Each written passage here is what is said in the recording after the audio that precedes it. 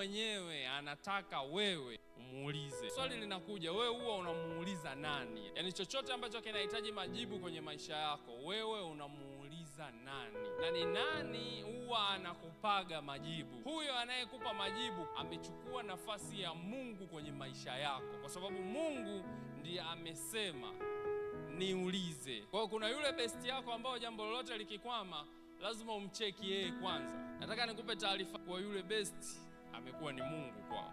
Biblia inasema Bwana mtakatifu wa Israeli na muumba wake. Haya maneno yalivyoandikwa hayakuwekwa kwa bahati mbaya. Kama ni Bwana kwako, atamiliki kila ulichokuwa nacho, ataamrisha kila ulichokuwa nacho, ataamrisha kila kitu kwenye maisha yako. Hayo yanayoendelea huko yote hayawezi kutokea kama hajawa Bwana.